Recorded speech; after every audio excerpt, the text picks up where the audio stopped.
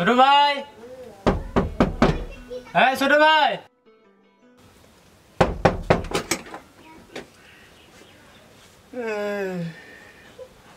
দাদা আপনি আসছেন? 1 মিনিট দাদা প্লিজ।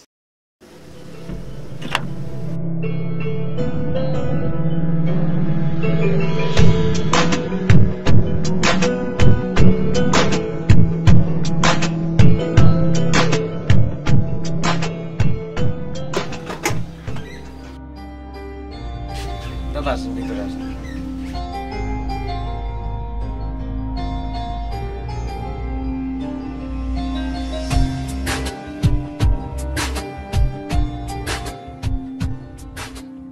দাদা বসেন।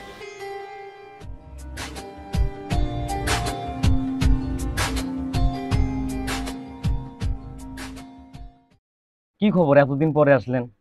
এতদিন ভালো সন্ধান পাইনি, আজকে একটা ভালো সন্ধান পাইলে মেয়ের জন্য আসলাম। ইনি হচ্ছে মেয়ের দাদা এবং ইনি হচ্ছে মেয়ের বড় ভাই। তা তোমার বাবা মা কই? আসলে দাদা, আব্বু আম্মু এরা তো সবাই নানার বাসাতে গেছে বেড়াইতে। আজকে এমন সময় আসছেন, ওনারা কেউ বাসায় নাই।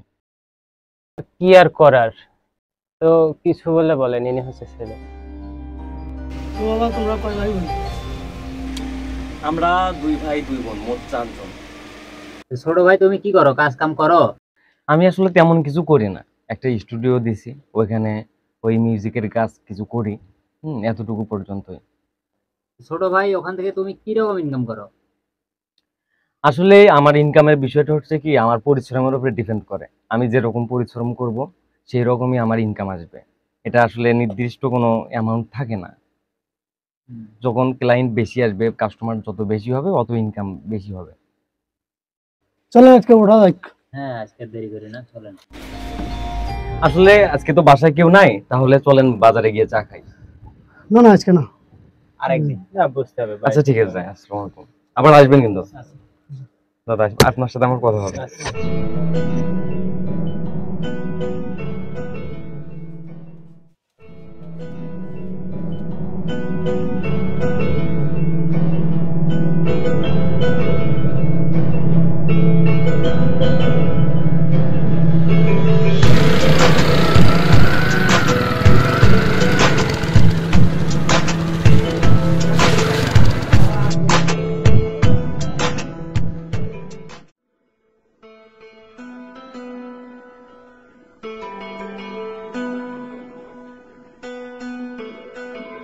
বাড়ি কোথায়?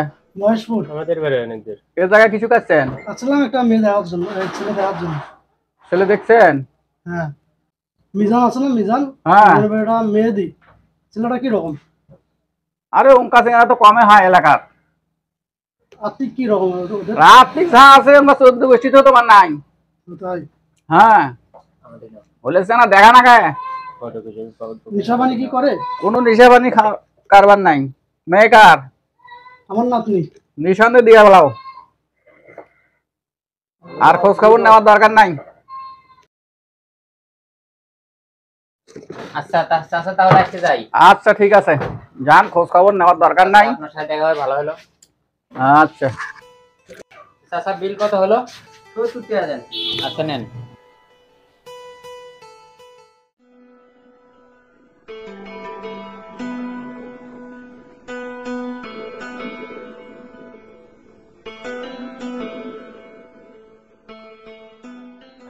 আচ্ছা চাচা আসি তাহলে।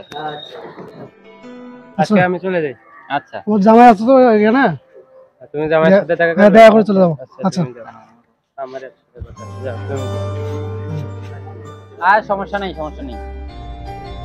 এটা আবার বলা লাগে নাকি?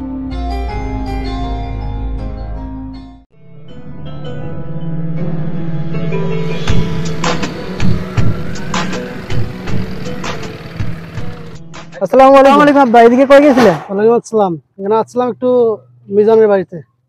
মিজানের বাড়িতে কিসের জন্য আসলেন? ওই মিথিলা বিয়ের জন্য। তা মিজানের ছেলে নাকি? হ্যাঁ, মেহেদি। আব্বা করছেন কি আপনি? ওই ছেলের সাথে মিথিলাকে বিয়ে দেওয়াচ্ছে, মিথিলাকে মেরে ফেলা সবচেয়ে বেশি ভালো হবে। কি বলো তুমি? ওই ছেলে তো সারাদিন নেশা করে। কি আপনার সাথে দেখা হয়ে ভালোই হলো, না হলে তো আমার ছোট বোনের জীবনটা নষ্ট হয়ে যেত। আচ্ছা তাহলে তুমি আমাদের বাড়ির দিকে যাও, আমি একটু বাজারের দিকে যাই। বাজার আচ্ছা। দাদা দেখছেন, এই হলো ছেলের কাহিনী। আগে ভালো করে খোঁজ খবর নেওয়া ঠিক আছে, ওই লোক তো মিথ্যা কথা বলছে। আমার জামাই তো মিথ্যা কথা বলে না।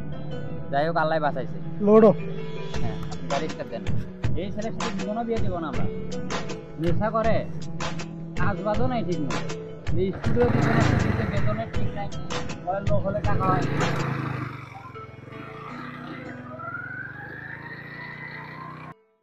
আচ্ছা, মেহেদি ছেলেটার বারবার বিয়ে ভেঙে যাচ্ছে কেন? এই ভাঙবে না, ওই ছেলে ভালো নাকি? অত সমস্যা, সারাদিন নেশা পানি করি বেড়ায়। ক্যারেক্টার ঠিক নেই তো, ক্যারেক্টার ঠিক থাকলে কি এরকম হয়? বিয়ে হইতে আগে আমি আপনাদের কোন পাকা ধারে মই দিয়েছি যে আপনারা আমাকে নিয়ে এইসব নোংরা সমালোচনা করেন? লজ্জা নেই আপনাদের? আর আপনি তো সিগারেট বিল কিছুই খান না, অথচ পাশের বাসার ভাবির সাথে কিন্তু ঠিকই টাঙ্গি মারেন। এখানে এতগুলো মানুষের মধ্যে কার চরিত্র ভালো আছে? প্রত্যেকটা মানুষের চরিত্রে কিছু না কিছু সমস্যা আছে, কিন্তু অনেক মানুষের চরিত্র দেখা যায় না। আমি সত্যিই জানি না আমি ভালো কিনা খারাপ, কিন্তু আমি এরকম, এটাই আমার ক্যারেক্টার। কারো চোখে ভালো সাজতে গিয়ে আমি আমার ক্যারেক্টারটাকে কখনোই বদলাতে পারবো না। আমি তামিল সিনেমার কোনো অ্যাকশন হিরো নই, আমি জীবন নামের এই অদ্ভুত নাটকের অদ্ভুত অভিনেতা।